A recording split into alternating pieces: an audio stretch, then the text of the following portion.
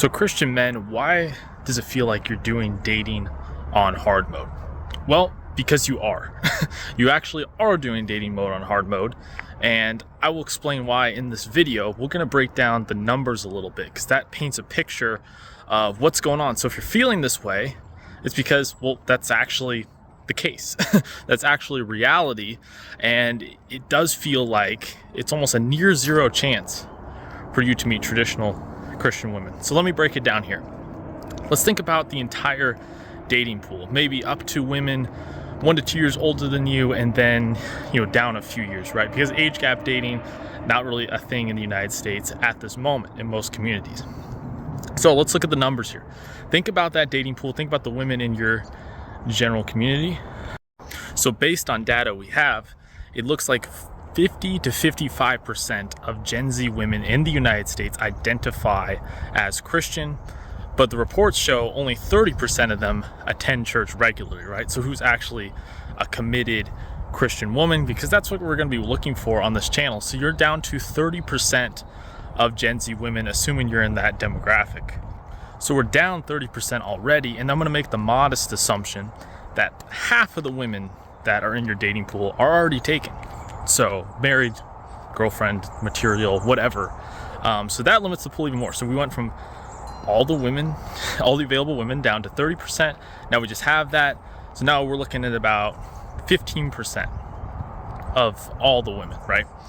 So now you're all the way down to 15, but here's another caveat thrown in.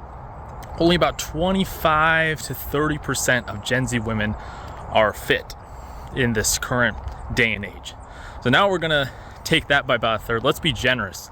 Let's go to somewhere between a half and a third. So now we're down to 7.5% of the total dating population. So out of 100 women that you see in your age range, about maybe 7 of those will fit your dating criteria. Not bad, right? Not bad. Let's go a step further. Even a lot of traditional, or even a lot of Christian women who attend church regularly, call themselves committed Christians, there's a subset of those who don't want a lot of children, don't want to be a stay-at-home mom, aren't traditional in terms of they know that they need to take care of a man, take care of the household, okay? These are just values that people understand in other regions and other countries, but aren't understood here in the West. So let's weed out, I don't know, another third based on that. So now we're down to about 5%. 5% of the female dating population is now available to you. So you're looking at about 5% of the available females. So do you want to take those chances? Do you like those odds? And for some men, they make it work. And congrats to them. If you search at churches, if you kind of stay off the dating apps, if you filter well, you might be one of the lucky men. And congrats. Okay, good job. I wish you all the best. May the odds be forever in your favor. But for a lot of guys, that filtering process, the time needed, the energy, the resources, it's not worth it, or it will take them too long.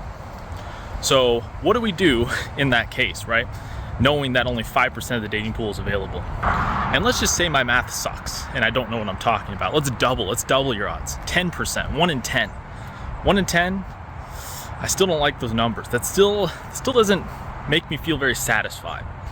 It doesn't make me feel like I'm getting a good deal, especially considering in previous generations, just go back 40, 50 years, that pool was gonna be 70, 80% of the women, not 10%. So should I just accept this and move on? Well, some guys do, and that's fine. But maybe you're not liking those odds. Or maybe you're going, you know what, it's not worth my time and effort. And I totally get that. That's a reasonable approach for a lot of men and for a lot of Christian traditional men. But we know for most men, for most Christian men, we desire marriage. We desire a family. We have that need within us. Yes, there's a small minority of men who are going to remain celibate their entire lives. And many great men have done so. But you're probably not the norm. If you're watching this video, you're probably not in that camp. So given that reality that we desire marriage with a traditional woman, a woman that fits our values and fits what we desire and our preferences, but also to make for the best godly home for your future children. And that's what you desire, but the odds just don't seem in your favor, and you've witnessed that. You've gone out and dated in the US like I have, okay? If you haven't tried dating at all in the US, click off this video. Try that first. Try to find your wife in the US. I always tell guys to do that first.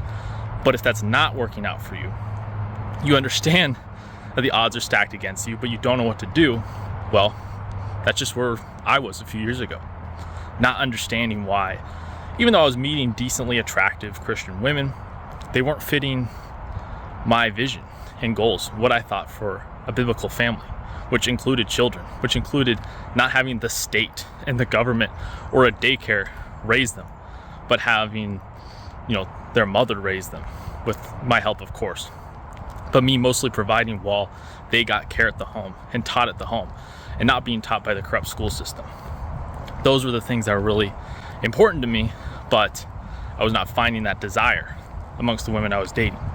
So what do we do? Well, on this channel, I've always promoted, if you don't find it working here, you need to expand your dating arena. You need to expand where you're looking and your options available, right? So if the odds aren't good here, where are the odds good? How can I take that 10% to the 20, 30, 40, 50, 60% to where we're finally talking? We're finally dealing with something that's in the realm of reality and not a long shot.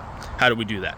Well, sometimes it's just moving within the US, changing your geography there, okay? The same principle applies with Boundless Disciple in terms of changing your geography.